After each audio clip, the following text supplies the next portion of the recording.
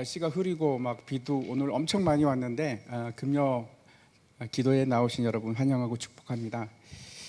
오랜만에 제가 금요 기도에 나왔습니다. 한 달 됐는데 여러분을 보니까 참 반갑습니다. 반갑고 마음이 좋습니다. 제가 여러분 덕택에 은혜 가운데 잘 쉬었습니다. 뭐 엄청 많이 먹기도 하고 또 제일 좋았던 거는 내일 할 일이 없다는 것이 참 좋았습니다. 그래서 잘 쉬었습니다. 잘 쉬고 돌아왔습니다. 우리가 이제 고린도전서를 쭉 보고 있는데 살펴보고 있는데 오늘 말씀은 결혼에 관한 얘기입니다. 요즘 사람들이 결혼을 잘 하지 않으려고 합니다. 그렇죠? 결혼을 잘 하지 않으려고 하고 결혼을 해도 늦게 하려고 합니다. 여기 이제 청년들도 계시는데 굉장히 늦게 합니다. 이유가 뭘까요? 제가 이제 한번 생각해 봤습니다. 몇 가지 이유가 있을 텐데, 그렇죠? 제일 큰 문제는 왜 결혼을 안 하십니까? 제가 당사자가 아니라서 저도 늦게 결혼을 했습니다. 늦게 결혼해서 만에 했는데 저는 그렇다고 치더라도 여러분은 젊은 사람들은 왜 안 할까요? 제일 큰 문제가 아마 경제적인 문제가 아닐까 하는 생각을 해봅니다. 그 이유로 그 경제적인 이유로 그 결혼 연령이 점점 느려지고 있는 것이 아닌가 생각을 하는데 그래도 결혼하려면 그렇죠. 집이라도 하는 뭐 신혼집이라도 하나 장만해야 되지 않겠습니까? 일정한 벌이라도 있어야지 뭐 가족이 먹고 살 수 있고 참고로 저는 이제 결혼할 때 돈도 하나도 없었고 직업도 없었습니다. 근데 했습니다. 요즘에 집값이 얼마나 비쌉니까? 그렇죠. 서울로 가면 저 깜짝 놀랐습니다. 수원하고 또 이게 공기가 틀립니다. 굉장히 비싼데 전세를 얻으려고 해도 수원만 해도 그렇죠. 억대 아닙니까? 억이 훨씬 넘는데 만약 서울로 간다면 어떻겠습니까? 어떻게 해서 집을 구하겠습니까? 그렇죠. 저는 이제 그 결혼하고 집도 없고 그래서 이제 부모님 댁에 좀 오래 살았습니다. 빈대부터 써서 살았는데 요즘에는 그 부모님들과 같이 사는 문화가 아니지 않습니까? 따로 살아야 됩니다. 같이 서로가 피곤하기 때문에 이제 따로 살아야 되는데 그러려면 집이 필요하지 않습니까? 근데 20대, 30대 초반에 무슨 그 억대를 모을 수 있는 재력이 어디 있겠습니까? 그렇죠. 그러니까 두 가지 방법이 있는데 하나는 금수저거나 아니면 이제 부모님이 어떻게 해서든 돈을 장만해서 주거나 아니면은 그러죠. 조금 기다려서 돈을 어느 정도 모아갖고 대출이라도 받아야죠. 제가 이제 한번 찾아보니까 2017년 그 통계를 보니까 이제 나온 통계를 보니까 2016년에 결혼을 하는데 돈이 얼마나 드는가? 한 제가 보니까 2억 6천만 원, 6,300만 원 정도 결혼하는데 필요하다고 합니다. 그래서 이제 어떻게 부담을 하는가 하면 신랑이 한 1억 7천만 원 좀 넘게 부담을 하고 그다음에 그 아내 될 사람이 신부가 한 9천 몇백만 원 정도 부담을 해서 그래서 2억 7천만 원이 넘는 돈이 필요하다고 합니다. 평균적입니다. 평균적입니다.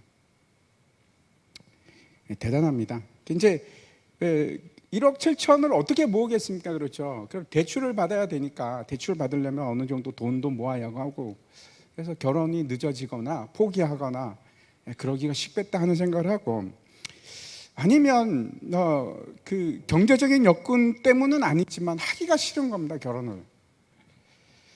사람들이 이런 말을 합니다.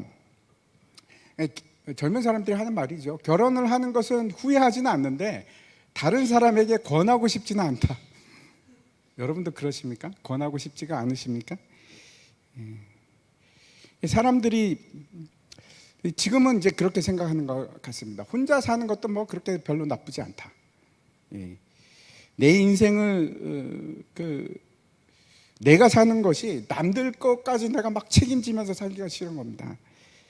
역시 이제 이것도 이제 경제적인 여건하고도 관계가 되겠지만 이제 꼭 그렇지만도 않은 것 같습니다. 제가 이제 어제 이제 한 20 몇 년 만에 후배를 만났는데 이제 공부할 때 후배입니다.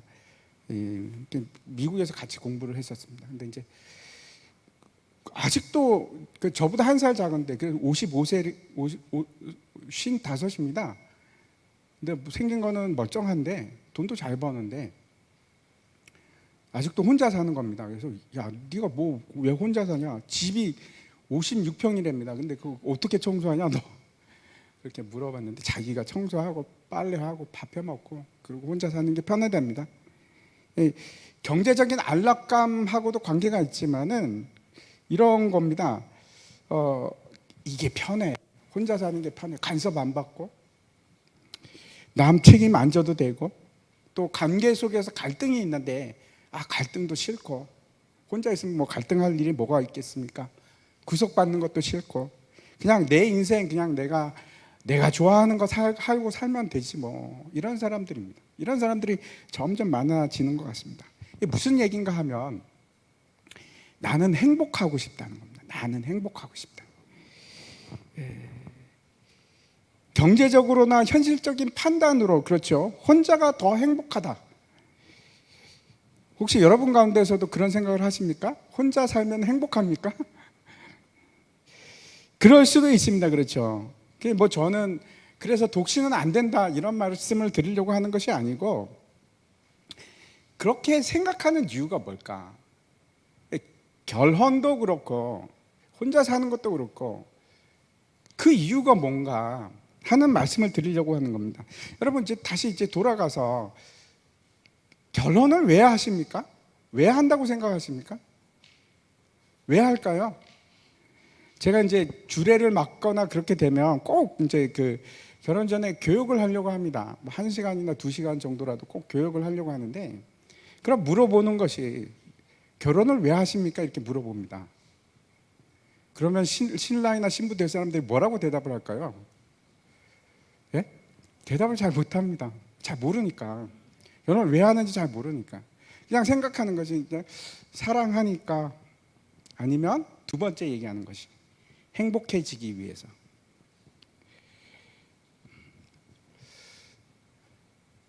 여러분은 어떻게 생각하십니까? 결혼하면은 행복해지기 때문에 결혼을 하는 겁니까? 아니라고 지금 고개를 흔드시는데. 아니면 왜 하십니까? 맹목적으로? 전통이니까? 결혼하는 것이 다 그냥 옛날부터 전통이니까? 그래서 결혼하는 겁니까? 아닙니다. 결혼에는 분명한 목적이 있습니다. 결혼은 하나님께서 친히 이 땅에서 만드신 두 가지, 제가 말씀드렸죠. 두 가지 조직 중에 하나입니다. 오가니제이션. 직접 만드셨습니다. 제일 처음 만든 것이 결혼제도입니다. 근데 왜 만드셨습니까? 하나는 결혼이고 또 하나는 뭡니까? 교회를 만드셨습니다. 딴 거 만드신 적이 없습니다.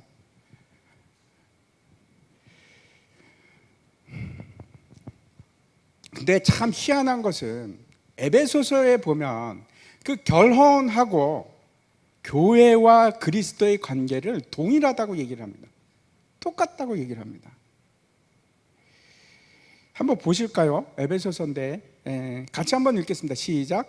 그러므로 사람이 부모를 떠나 그 아내와 합하여 그 둘이 한 육체가 될지니 이 비밀이 크도다. 나는 그리스도와 교회에 대하여 말하노라. 이게 뭔가? 지금 그 사람이 부모를 떠나서 둘이 한 몸을 이루는 거, 이게 뭡니까? 이게 결혼입니다. 근데 그 결혼이 비밀이 크다 그러면서 이게 그리스도와 교회에 대해서 내가 얘기한다. 이렇게 지금 참 이해할 수 없는 힘든 얘기를 지금 사도 바울이 하는 겁니다. 예수 그리스도와 교회의 관계가 곧 부부 관계다 라고 지금 얘기를 하는 겁니다. 이게 비밀이라고 하고, 제가 그 창세기 들으신 분들은 지금 뭐 기억이 나실지 모르겠는데 아담이 하와를 그렇죠, 배필로 하나님께서 돕는 배필로 주십니다. 그렇죠? 마치 그게 어떤 관계인가 하면 아담에게 하와를 준 것은 예수님께 그 몸된 교회를 준 것과 같은 겁니다.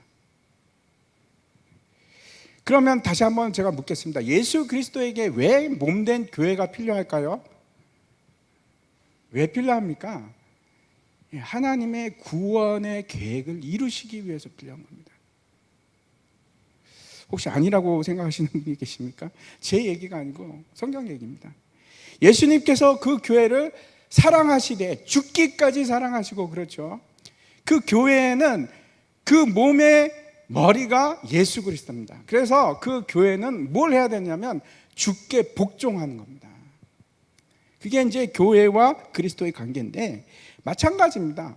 남편은 아내 사랑하기를 어떻게 하라고 에베소서에서 얘기합니까? 죽기까지 사랑하라고 얘기를 하고 있고, 그 아내들은 그 남편을 복종하는데 어떻게? 죽게 하듯 복종하라, 이렇게 얘기를 합니다. 왜? 그 일을 통해서, 복음을 통해서 하나님께서 구원하시기 위해서. 제가, 여러분 잊지 마십시오. 결혼은 그냥 하는 것이 아니고 구원을 이루기 위해서 하는 겁니다. 그게 결혼의 비밀입니다. 그게 무슨 말씀이냐고요? 제가 다시 정리해서 말씀드리자면, 결혼이라는 것은 여러분, 그 목적은 사랑하기 때문에 어쩔 수 없이 헤어지기 싫어서, 아니면 행복하기 위해서, 아니면은 그냥 가문을 보존하기 위해서, 그래서 결혼하는 것이 아니고 하나님의 뜻인 구원을 이루기 위한 목적을 두고 하나님께서 만드신 제도가 결혼입니다. 너무나 중요한 제도입니다. 그래서 아내에게 있어서 남편은 십자가입니다. 여러분 동의하시죠? 아내 여러분들, 남편이 십자가입니다. 남편은 다른가? 아니요, 남편도 마찬가지입니다. 남편은 죽기까지 사랑해야 될 대상이 아내이고, 그래서 십자가입니다. 내가 죽지 않으면 안 되는 일입니다. 복음이 그겁니다. 그래서 결혼은 뭔가 하면 복음입니다. 결혼을 통해서 구원을 이루는 내 돕는 배필이 되어서 나를 깎게 만들고 나를 거룩한 곳으로 인도하는 방법이 하나님의 방법입니다. 그게 결혼입니다. 예수님께서 십자가를 지심으로 교회를 구원하셨습니다. 똑같습니다. 그게 목적입니다, 여러분. 저 왼수 내가 다시 태어나면 절대 결혼 안 할까? 아닙니다, 여러분. 그렇지 않습니다. 왼수를 주신 이유가 있습니다. 십자가를 지라고. 여러분의 십자가입니다, 십자가.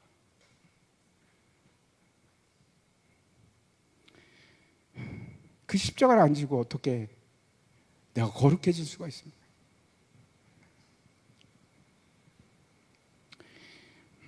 그래서 결혼을 통해서 사람이 사람다워집니다. 옛날부터 그러지 않습니까? 결혼해야 철이 된다고. 다른 말이 아닙니다. 맞는 말입니다. 사람이 사람다워지고 거룩해지고 아름다워지는데, 상당히 결혼이 복음의 역할을 하는 겁니다. 믿는 우리들에게. 그래서 이 사실을 모르면 사람들이 십자가로 생각하니까 싫으면 헤어지죠. 성격이 안 맞아서 못 살아요. 그리고 헤어집니다. 십자가를 안 지려고 하니까 헤어지는 겁니다. 혼자 살면 그렇죠. 자기 하고 싶은 대로 살고 밥 먹고 싶으면 밥 먹고 얼마나 좋습니까? 근데 결혼은 그렇게 하면 안 됩니다. 결혼은 그렇게 하는 것이 아닙니다. 오늘 말씀에 그 얘기를 합니다. 4절을 한번 보실까요? 4절 안 넘어갑니까?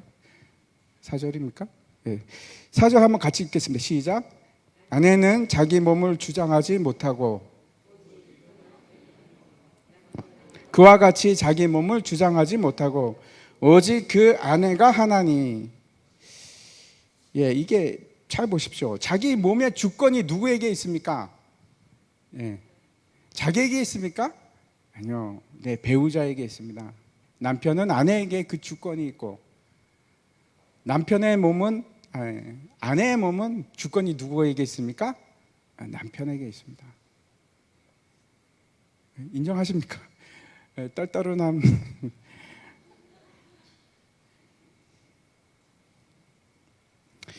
내 몸이 내 몸이 아닌 게 결혼입니다. 내 몸이 내 몸이 아닌 게. 그래서 마음대로 하시면 안 되는데, 그래서 결혼을 꼭 해야 하나요? 아니면 독신으로 살면 안 되나요? 그 사도 바울에게 이 질문을 하면 사도 바울이 뭐라고 대답을 할까요?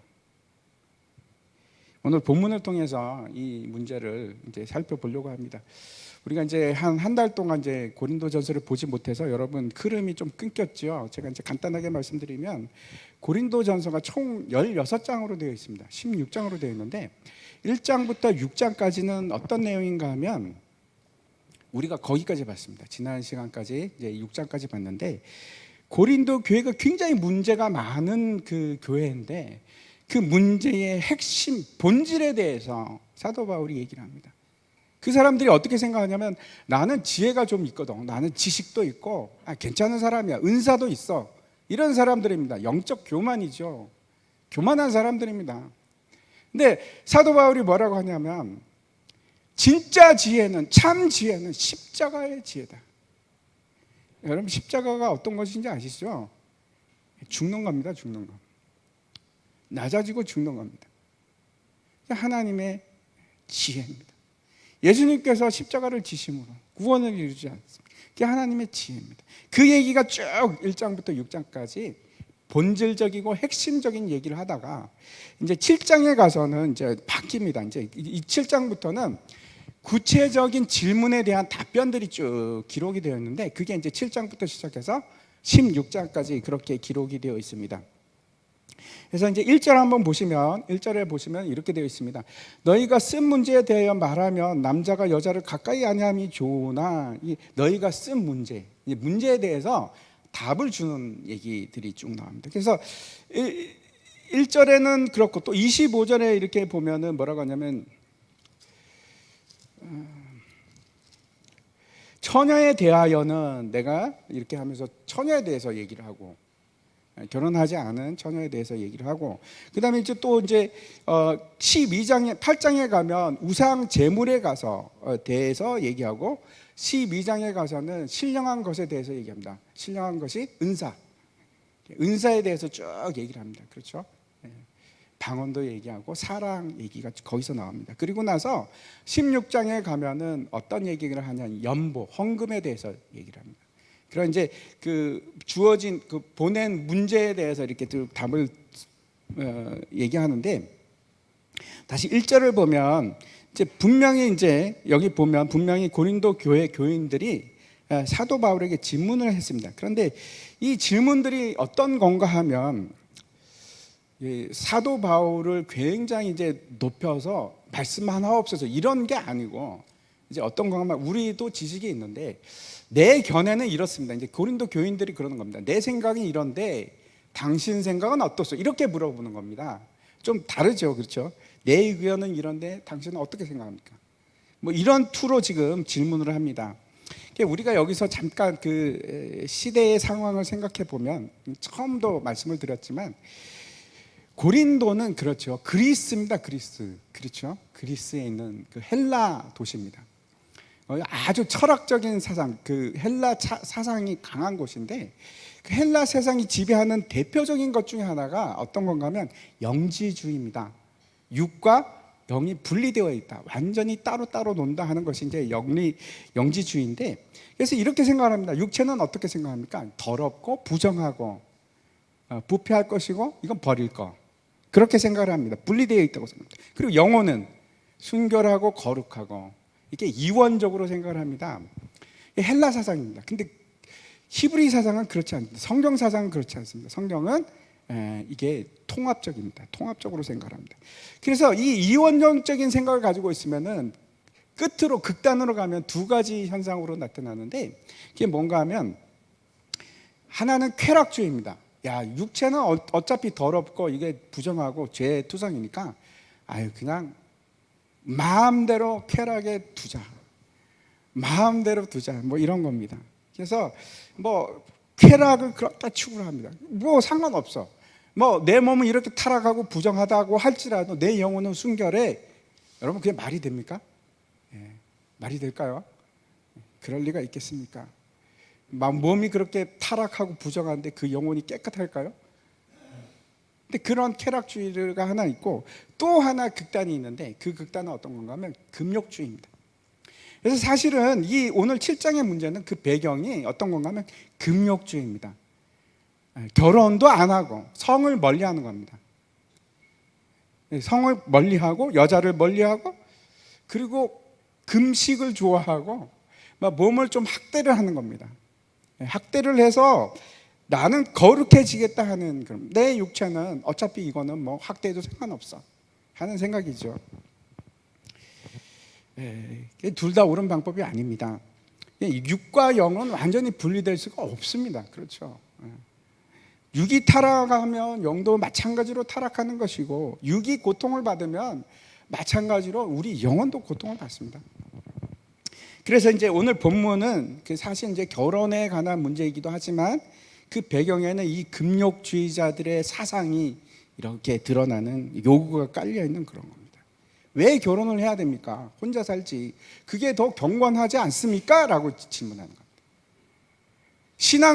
신앙생활을 내가 열심히 하고 싶은데 결혼을 꼭 해야 됩니까? 그냥 내가 혼자 사는 게 훨씬 더 경건할 것 같아요. 이런 얘기입니다. 육은 부정하고 타락하고 부패한 것이니까 금욕을 해야겠습니다. 이제 우리가 잘 알죠. 그런 대표적인 그런 생각들이 수도원주의, 수도 이런 쪽으로 나타나지 않습니까? 근데 그 사상이 고린도교에 이제 퍼지기 시작한 겁니다. 그래서 놀라운 일들이 일어나는데 사람들이 막 그런 거예요. 야, 이혼해. 예수 믿으면 됐지 뭐. 이혼하고 살아. 혼자 사는 게 더 경건한 거야. 이런 얘기입니다. 육체적인 부분은 의미가 없어.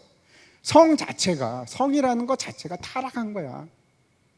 부부건 말건 하지 마. 이런 겁니다. 거기에 대해서 지금 사도 바울이 얘기를 하는 겁니다. 다시 잘 생각해 보십시오. 결혼은 하나님께서 우리에게 주신 제도일 뿐만 아니고 하나님께서 우리에게 주신 선물입니다. 성도 그렇고 결혼도 그렇습니다.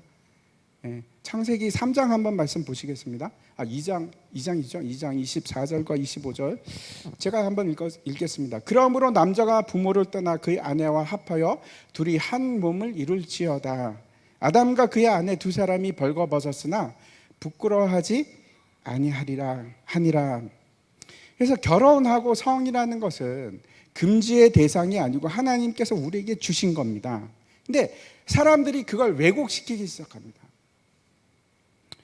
이 주장의 배경을 한번 생각해 보십시오. 6장에서는 우리가 이제 봤는데 암에 대해서 이제 얘기를 합니다. 사탄이 공격하는 것이 여러 가지를 공격합니다만 그 가장 핵심 중에 하나가 가정입니다. 하나님께서 만드신 그 구원을 이루는 복음을 이루어가는 가장 베이스가 되는 가정, 그걸 파괴하려고 합니다. 처음에는 그렇죠. 쾌락주의를 통해서 나타나는 것이 그 파괴 내용이 뭔가 하면 음란입니다. 음행하는 것들, 그걸 가지고 파괴를 하려고 하고, 이번에는 완전히 반대쪽에서 금욕주의를 들고 나와서 또 공격을 하는 겁니다. 가정을 해체하기 위해서. 이게 하나님의 뜻일까요? 거룩하기 위해서는 아내를 가까이 해서는 안 된다. 이혼해라, 별거하라 하는 주장입니다. 최근에 이제 노골적으로 심해지고 있는 것 중에 하나가 이제 동성애입니다. 그렇죠. 제가 알기로 2015년인데 한 장 넘겨주시죠. 미국에 이제 PCUSA라는 이제 그 교단이 있습니다. 저게 이제 북장로 교단의 하나인데, 저게 이제 물론 이제 그 이전에도 동성애를 허용하는 교단들이 굉장히 많이 있었습니다. 근데 이제 2015년에 PCUSA가 동성애를 허용을 했습니다. 이제 원래 결혼이라는 정의가 교단 헌법에 어떻게 나와 있는가 하면 한 남자와 한 여자 간의 계약 이렇게 되어 있는데, 그걸 바꿉니다. 2015년에 뭐라고 바꾸는가 하면 두 사람 사이에 고유한 계약, 그게 결혼이다. 이렇게 봐. 두 사람 사이, 그러니까 뭐 남자가 됐건 여자가 됐건 상관이 없다 이런 겁니다. 그렇죠. 근데 이 PCUSA의 결정이 왜 중요한가 하면 이것이 이제 한국하고 연결이 되어 있어서 그렇습니다. PCUSA는 우리나라 장로교 교단 중에서 가장 큰 교단 중에 하나죠. 통합 측이랑 아주 긴밀하게 연대가 되어 있는 교단입니다. 근데 저기서 이제 동성애를 그냥 허용을 해버렸습니다. 이제 그래서 PCUSA 안에는 한국 교회들이, 미국에 있는 한인 교회들이 굉장히 많이 들어가 있습니다. 이제 뭐 난감하죠. 그래서 어떤 교회는 그냥 남는 교회도 있었을지도 모르겠는데, 또 많은 교회들이, 한국 교회들이, 이민 교회들이 이제 탈퇴를 합니다. 탈퇴를 하는데, 문제는 저 PCUSA는 그 소속이 되면은 재산 전체가 교단 겁니다. 탈퇴를 하면 어떻게 될까요? 빈손으로 나와야 되는 거예요. 빈손으로. 참 곤란하죠. 그걸 마음 먹고 어떤 뭐 몇몇 교회는 그냥 다 털어버리고 그냥 나왔습니다. 성경은 결혼은 두 사람의 계약이라고 말하지 않고 한 남자와 한 여자가 한 몸을 이루는 것을 결혼이라고 합니다. 다시 2절, 7장 2절 한번 말씀 보겠습니다. 같이 한번 읽겠습니다. 시작. 남자도 음행을 피하기 위하여 남자마다 자기 아내를 두고 여자마다 자기 남편을 두라. 일부 1처를 얘기합니다. 일부 1처. 남자와 남자, 여자와 여자 간의 그 관계가 아닙니다. 며칠 전에 경기도 의회에서 그 조례가 하나 통과가 됐습니다. 성평등 기본 조례라고 이제 이런 것이 하나가 반대 없이 기권표는 좀 있었다고 하는데, 하여튼 뭐 찬성으로 반대표 하나도 안 나오고 통과가 됐습니다. 그래갖고 지금 막 수원 지역 목사님들이 난리가 났습니다. 막 저한테도 문자가 막 계속해서 오고 막 카톡 계속 그러는데, 어떤 내용인가 하면 그 성평등 기본 조례라는 것이 이제 만들어졌는데, 이제는 종교 단체가 됐건 교회가 됐건, 그러니까 교회가 됐건 아니면 뭐 학교가 됐건 어떤 단체든지 이제는 성평등 위원회를 설치할 것을 권고한답니다. 그리고 그 안에서 사람을 뽑을 때 성 때문에 차별을 해서는 절대로 안 된다. 그러니까 성 때문에, 성을 이유로 해서 뭐 채용을 안 하거나 하면 안 된다는 그런 조례입니다. 보는 각도에 따라서 많이 틀릴 수 있죠. 굉장히 심각할 수 있습니다. 만약에 저 성차별이 남자와 여자의 성차별이라 그러면 좋은 법입니다. 그렇죠. 여자들 차별하면 안 되니까. 근데 이제 저게 만약에 저거 많은 목사님들이 막 그러는 겁니다. 우려하는 바가 저게 성평등이 동성애까지 포함하는 것인가. 그래서 내가 당신은 동성애자니까 못 뽑겠습니다 라고 하면 이제 법에 저촉이 되는 겁니다. 문제가 심각한데, 그래서 계속 이제 문자가 오는 게 뭐냐면 29일 날 데모를 하니까 같이 동참하라 하는 이제 계속 문자가 저한테도 옵니다. 문자가 오는데, 이제 거기에 대해서 한 목사님이 다른 견해를 제시를 했는데, 어떤 건가 하면, 다른 각도로 보면 이럴 수도 있죠. 동성애자가 한 명이 있는데 이 사람이 취직을 하려고 합니다. 이 사람도 먹고 살아야 될 거 아닙니까? 근데 당신은 동성애자니까 우리는 취직시켜 줄 수 없어요. 그러면 이 사람은 힘들지요. 그렇죠. 동성애자라도 먹고 살아야 될 거 아닙니까? 그래서 우리가 동성애를 죄로 취급하지만 취직 문제를 가지고 저걸 그렇게 민감하게 생각해도 되는가 하는 의견도 있었습니다. 일리가 있지 않습니까? 동성애자들도 그들도 구원받아야 될 대상이고 배고프면 먹여줘야 될 대상이죠. 그래서 막 이제 이렇다 저렇다 말이 많은데 우리에게 지혜가 필요합니다.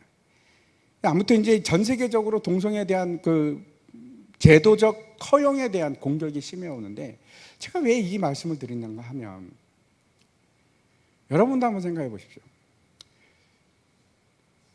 결국은 어떻게 될 것 같습니까?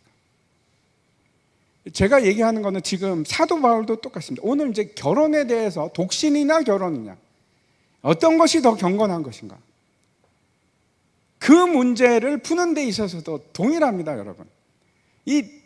뭐 동성애 문제도 그렇고, 상황을 바꾸는 것이, 그것이 내 경건에 유리한가? 제가 어렵게 말씀드렸습니까? 내 현 상황이 나의 경건이나 신앙의 본질적인 문제냐? 아니죠. 아닙니다.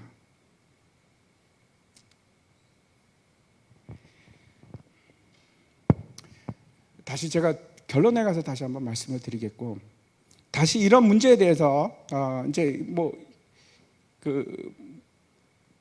다시 돌아가서 우리가 결혼을 해야 되는가, 이혼을 해야 되는가, 독신으로 사는 것이 맞는가, 아니면 결혼을 해야 되느냐 마느냐, 이 문제에 대해서 지금 사도 바울은 뭐라고 일단 대답을 하는지 한번 보도록 하겠습니다. 1절과 2절 말씀입니다. 넘겨주십시오. 1절과 2절 같이 한번 읽겠습니다. 시작. 너희가 쓴 문제에 대하여 말하면 남자가 여자를 가까이 아니함이 좋으나 음행을 피하기 위하여 남자마다 자기 아내를 두고 여자마다 자기 남편을 두라. 여기서 이제 잘 보시면 우리가 흔히 오해하기 쉬운 구절이 여기 나옵니다. 1절을 다시 한번 보십시오. 1절에서 보면은 남자가 여자를 가까이 아니함이 좋으나, 저걸 누가 한 말일까요? 사도 바울이 한 말이다? 1번. 2번 고린도 교인이 한 말이다. 예? 헷갈리시죠? 예. 너희가 쓴 문제에 대하여 말하면 남자가 여자를 가까이 아니함이 좋으나 번역을 하기가 굉장히 까다로운 얘기인데, 왜 그런가 하면 요즘에는 현대 문법은 그렇죠. 따옴표가 있습니다. 따옴표가 있어가지고 인용구에는 따옴표를 하게 돼 있는데, 옛날 문법에는 따옴표가 없습니다. 그래서 추측을 해야 됩니다. 여러분 추측은 어떤 겁니까? 사도 바울이 저 말을 했을까요? 아니면 주장을 한 사람은 고린도 교인일까요? 남자는 여자를 가까이 하면 안 된다. 고린도 교인입니다. 왜 그런가? 2절을 보면 알지 않습니까? 사도 바울이 뭐라고 합니까? 2절에서 남자마다 자기 아내를 두고, 둔다는 것은 지속적인 결혼 관계를 말하는 겁니다. 이런 겁니다. 너희는 남자가 여자를 가까이 안 하는 것이 경건하고 좋은 것이다 라고 얘기를 하지만, 아니고 남자는 한 사람씩 아내를 둬야 하고 아내는 남편을 둬야 한다 하는 것이 이 명령입니다. 명령입니다. 그리고 이제 조건처럼 붙는 것이 뭐라고 합니까? 이 명령을 왜 하게 됐습니까? 음행을 피하기 위해서. 다시 말씀드립니다. 이게 모든 것은 아닙니다. 그렇죠. 여기서 해당하는 겁니다. 지금 이 논쟁의 주제가 뭐냐면 어떻게 하는 것이 경건한 것인가 하는 문제이기 때문에, 내가 음행을 피하는 것으로 지금, 그러니까 경건을 유지하기 위해서 결혼을 하지 않는 것이 좋지 않냐 이렇게 얘기하니까, 아니다. 그것이 경건이 아니라고 얘기를 하는 겁니다. 음행을 피하는 길이 아니라고 얘기하는 겁니다. 결혼을 하지 않으면, 그래서 네가 절제하지 못하면 그게 경건이 되겠는가? 그 말이 이제 나중에 9절에 나오는데, 한 장 넘겨주십시오. 9절에 이렇게 되어 있습니다. 만일 절제할 수 없거든 결혼하라. 정력이 불같이 타는 것보다 결혼하는 것이 나으니라. 이렇게 얘기를 하고 있습니다. 그래서 첫 번째, 사도 바울이 뭐라고 말씀하는지 기억하십시오. 결혼하는 것이 맞다. 한 장 넘겨주십시오.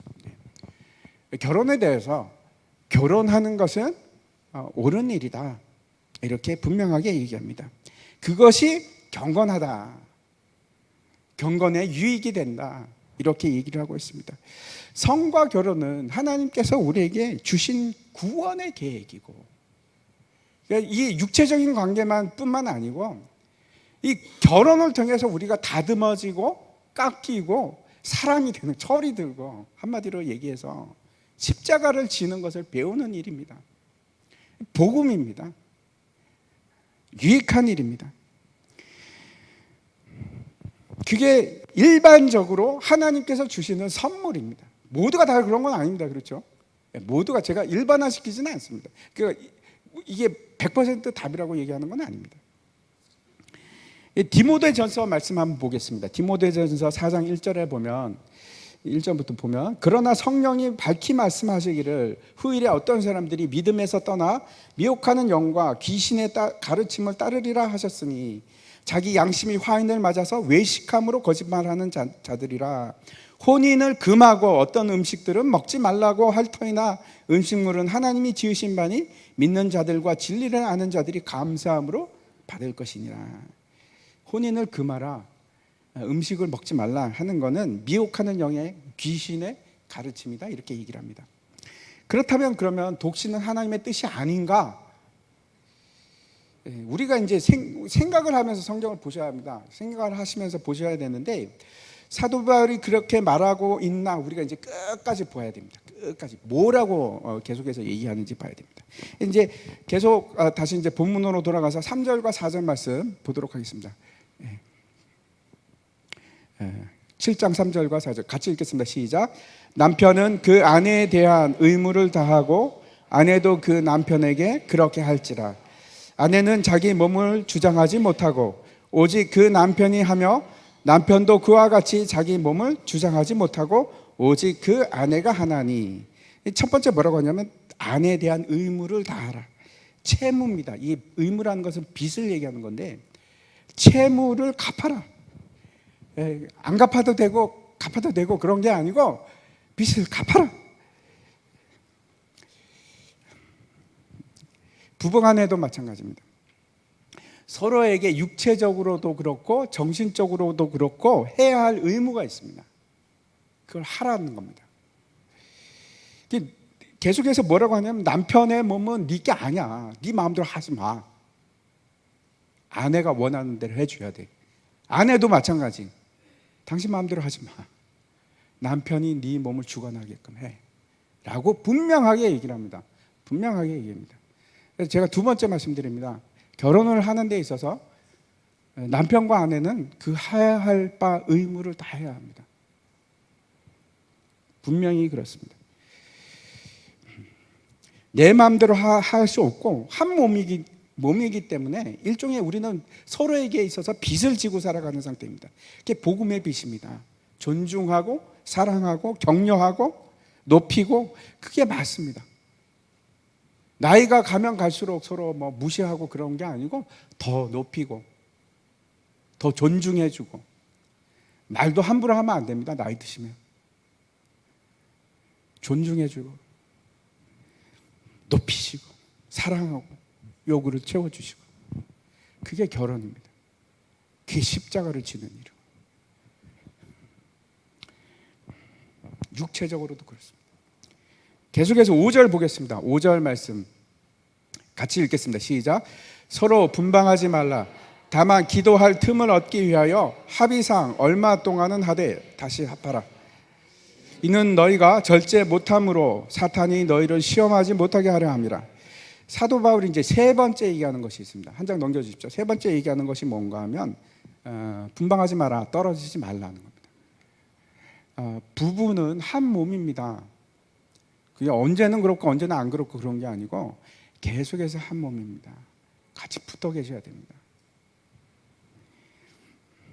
그래서 이제 분방하지 말라 그러면서 서로 또 그 단서를 두는데 지금 전체적인 배경 다시 한번 말씀드리면 신앙을 위해서 내가 혼자 사는 것이 좋은가 아니면 떨어져 사는 것이 좋은가 이 얘기를 하는 거지 않습니까? 그렇죠? 뭐라고 합니까? 붙어 있으라고 합니다. 붙어 있으라고. 붙어 있는데 만약에 기도와 같은 경건의 생활을 위해서 그러면 서로 합의를 해라. 그냥 여보 나 지금 기도원에 가겠으니까 좀 기다려줘 라고 일방적으로 하는 게 아니고 합의도 하는 겁니다. 그것도 내가 가는 게 어떻겠습니까? 그래서 합의가 되면 틈을 내서 기도에 집중할 수 있습니다. 그런 거는 되는데 지금 왜 이 얘기를 기도 얘기를 굳이 하는가 하면 그렇죠. 지금 주제가 그거기 때문에 그렇습니다. 경건을 위해서면 좀 별거를 해도 괜찮지만 그것도 혼자 하는 거 아닙니다. 합의해서 함께 하는 겁니다. 왜? 내 몸은 내 것이 아니기 때문에 허락을 맡아야 됩니다. 허락을 맡는 겁니다.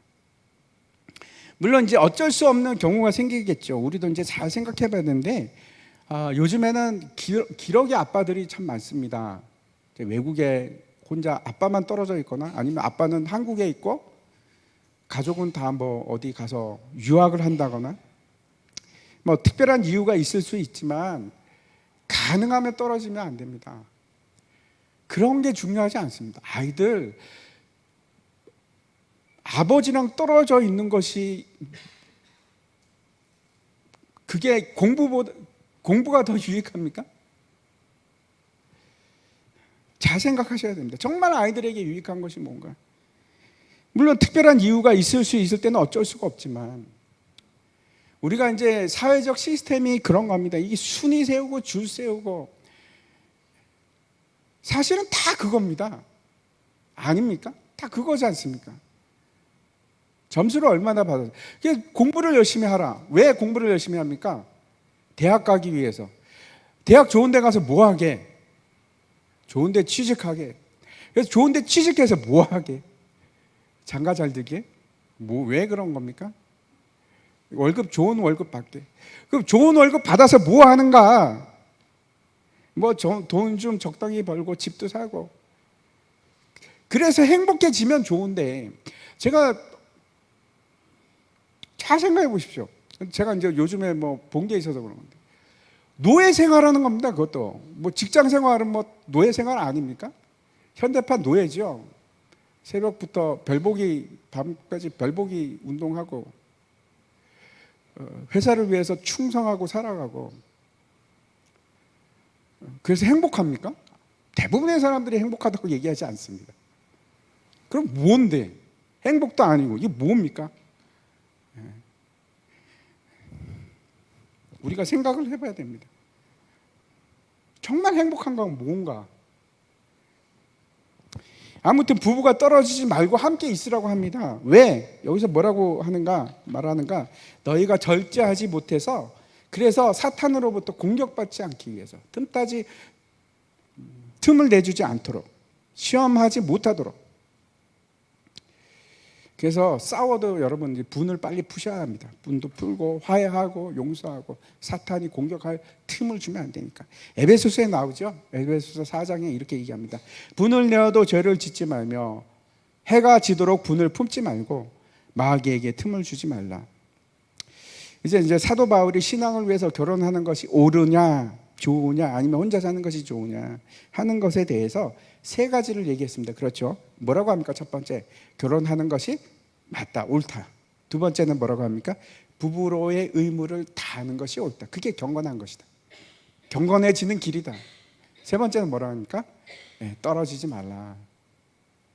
그게 경건해지는 길이다. 그렇게 얘기를 합니다. 이제는 이제 또 조금 다른 케이스에 대해서 얘기를 하는데, 6절과 7절 말씀 보도록 하겠습니다. 같이 한번 읽겠습니다. 시작. 그러나 내가 이 말을 함은 허락이요 명령은 아니니라. 나는 모든 사람이 나와 같이 갖기를 원하노라. 그러나 각각 하나님께 받은 자기의 은사가 있으니 이 사람은 이러하고 저 사람은 저러하니라. 6절의 말씀도 이거 보면 좀 헷갈립니다. 이게 무슨 말인가? 그러나라고 되어 있는데 앞에 대한 말인지, 대부분은 그죠, 앞에 대한 말로 해석을 합니다. 아니면 뒤에 나오는 말인지. 근데 사실 헬라어에서 그러나라는 단어하고 또한 그래서 이런 단어하고 다 같은 단어입니다. 똑같은 단어입니다. 그냥 문맥적으로 그렇게 해석할 뿐입니다. 그래서 이게 다르게도 해석이 됩니다. 아무튼 지금 한 말인 뭐라고 합니까? 명령은 아니다. 그런데 내용상으로 보면 앞에 것은 바울의 생각이 아니고 하나님의 그 본질적인 뜻하고 일치한다고 우리가 볼 수밖에 없습니다. 그렇죠? 그러면 저 6절에 해당하는 말은 어떤 얘기인가? 7절과 그 뒤에 나오는 얘기입니다. 거기에는 이제 어떤 얘기들을 쭉 쓰고 있습니까? 독신에 관한 얘기입니다. 독신에 관한 얘기. 먼저 이제 다시 한번 이제 그 시대 상황을 봐서 생각해 보면, 나와 같이 살기를 원하노라. 사도 바울이 혼자였을까요? 저때 아내가 있었을까요? 혼자였습니다. 혼자였습니다.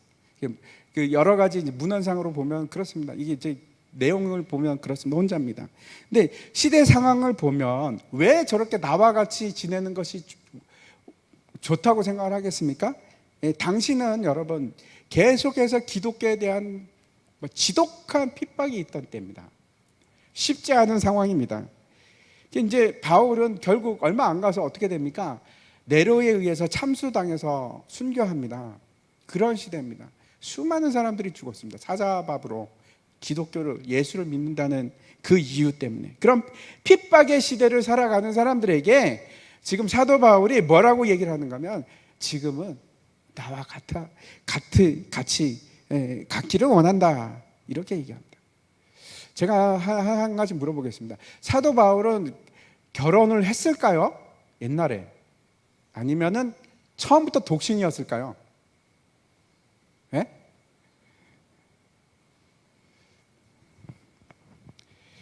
여러분 잘 모르시겠죠? 성경에서 뭐 딱 부러지게 얘기하지 않습니다. 근데 이제 몇 가지 힌트가 있는데 사도행전 26장에 보면 이런 얘기가 있습니다. 사도행전 26장 10절에 보면 거기 없나요? 없으면 제가 한번 읽겠습니다. 예루살렘에서 이런 일을 행하여 대제사장들에게 권한을 받아 가지고 많은 성도를 옥에 가두며 또 죽일 때에 내가 찬성 투표를 하였고, 사도행전에서 사도 바울이 자기 자신에 대해서 변론으로 얘기할 때 내가 어떤 사람이었다라고 이제 얘기하는 구절입니다. 그런데 여기 보면은 아주 중요한 얘기를 하는데 사람을 사형을 시키는 데 있어서 자기가 뭘 했다고 얘기를 합니까? 투표를 했다고 얘기를 합니다. 투표를 했다고 얘기합니다. 그런데 사형을 투표할 수 있는 곳은 딱 한 곳밖에 없습니다. 어딜까요? 사내들인 공회만 가능한 일입니다. 사형을 종교적인 이유 또는 뭐 다른 이유 때문에 죽일 수 있습니다. 사형을 재판을 할 수 있는 곳이 유일한 곳이 사내들인 공회였는데, 그 사내들인 공회라면, 그것이 만약에 사내들인 공회라면 조건이 있습니다. 들어가는 조건이 30살이 넘어야 되고 유부남이어야 됩니다. 결혼한 사람이어야 됩니다. 그렇다면 투표했던 그 사도 바울이 이게 지금 그 사내들인 공회를 얘기하는 거면, 그렇죠, 사도 바울도 사내들인 공회 회원이었습니다. 그러면 결혼을 했을 것입니다. 그래서 대부분의 사람들이 어떻게 생각하냐면 사도 바울이 원래부터 태어날 때부터 독신이 아니고, 원래부터 그렇게 결혼을 안 한 사람이 아니고 결혼을 했는데 사별을 하거나 아니면 이혼을 했거나 둘 중에 하나일 것이다 이렇게 생각합니다. 사별을 할 수도 있고요. 또 하나 이제 이혼을 했다고 생각하는 건 뭔가 하면 그 바울이 얼마나 지독한 바리새인이었습니까? 그렇죠. 가말리엘 문화에 있던 바리새인 중에 바리새인이었습니다. 그 가문이었습니다. 그 아내도 마찬가지였을 것이고. 그런데 배신을 하는 겁니다. 그렇죠. 배신을 하고 예수를 믿는 사람이 돼서 예수 추종자가 됐습니다. 죽여야 할 사람이. 그래서 아마 이혼을 하지 않았을까, 이혼을 당하지 않았을까, 버림을 받지 않았을까 이렇게도 생각을 합니다. 어떻게 됐건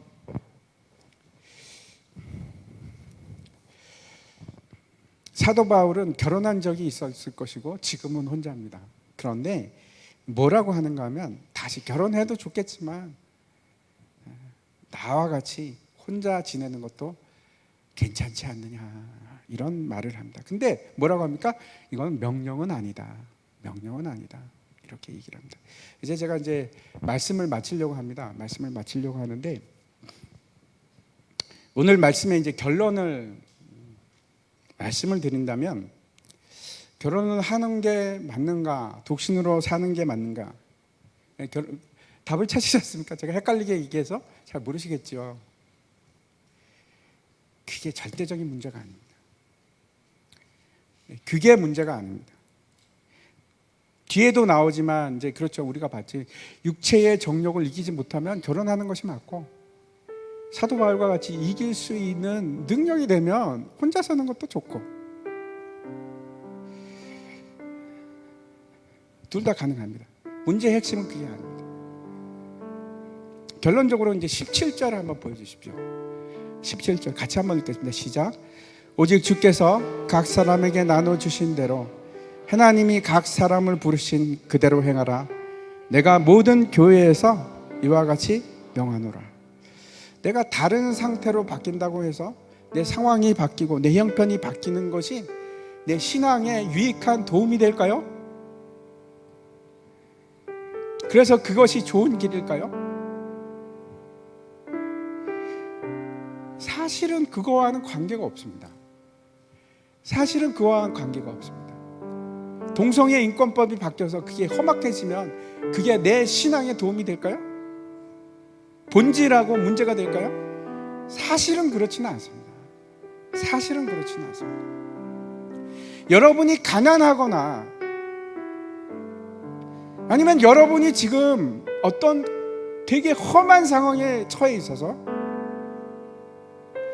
이 환경이 바뀌면 내 신앙이 더 좋아질까요?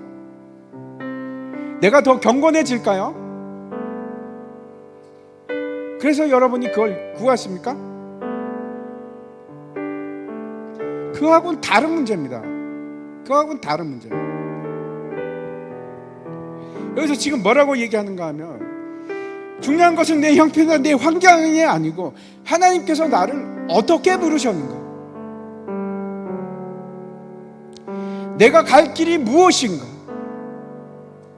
하나님께서 나에게 두신 소원이 무엇인가, 그게 핵심입니다. 제가 이제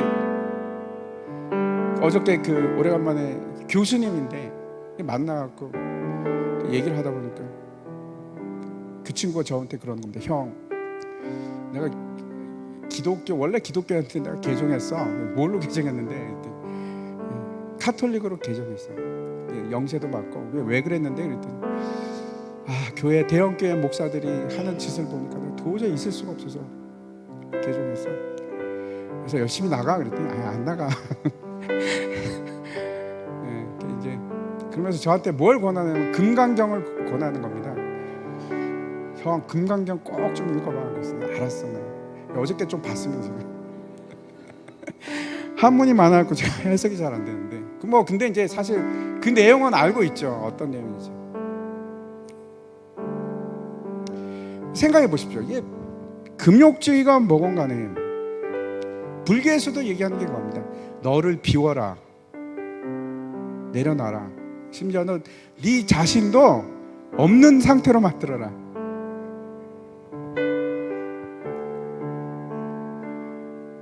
이게 금욕주의의 일종입니다.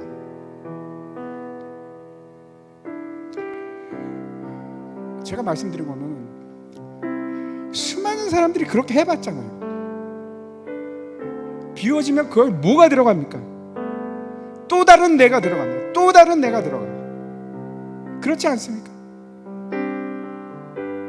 안 그런 적이 있었습니까?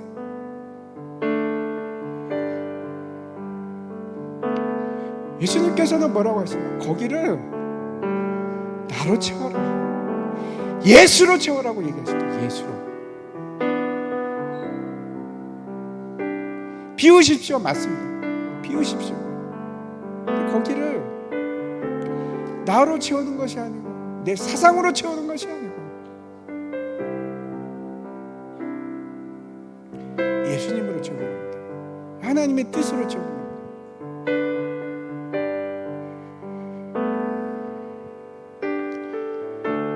그렇지 않으면 여러분, 저는 믿지 않습니다.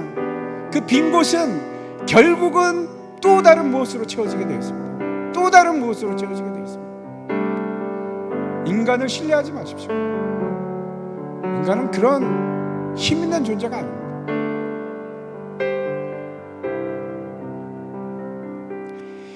경건한 삶이 뭔가, 진짜 경건한 삶이 뭔가, 로마서 12장 말씀 한번 보여주십시오. 로마서 12장 같이 한번 읽을까요? 같이 한번 읽겠습니다. 시작. 너희는 이 세대를 본받지 말고 오직 마음을 새롭게 함으로 변화를 받아 하나님의 선하시고 기뻐하시고 온전하신 뜻이 무엇이든지 분별하도록 하라.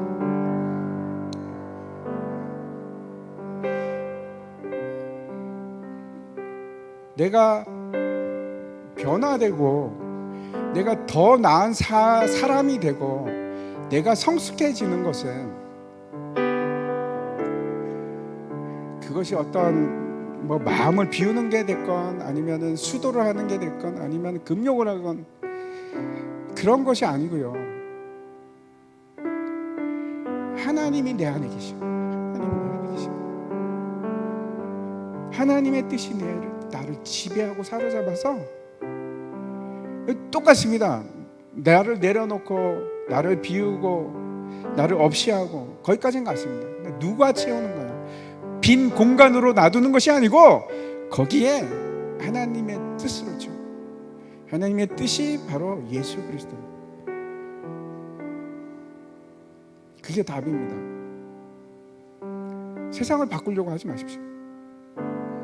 그렇다고 해서 제가 너무 또 오버하는지도 모르겠는데, 바꿀 수 있으면 바꾸십시오.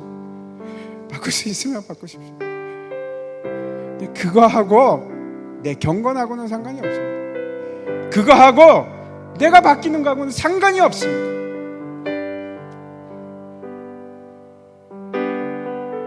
내가 벤츠를 타고 다닌다고 해서 내가 변화되는 것이 아니고, 내가 모닝을 타고 다닌다고 해서 뭐 그런 게 아니고, 내 속에 뭐가 자리 잡고 있느냐가 중요합니다. 그게 진짜 변화의 시작입니다. 여러분의 삶도 마찬가지입니다. 어떻게 하면 세상을 바꿀 수 있을까요? 어떻게 하면 내 환경을 바꿔서 내가 좀 편해질까요? 그래서 진짜 편해지는 것이 아니고, 내가 바뀌는 거예요. 내가 바뀌는 거예요. 근데 어떻게 바뀝니까? 예수를 채웁니다. 내 속에 예수를 채웁니다. 그거밖에 없습니다. 그거밖에 없습니다. 같이 우리 내 영혼이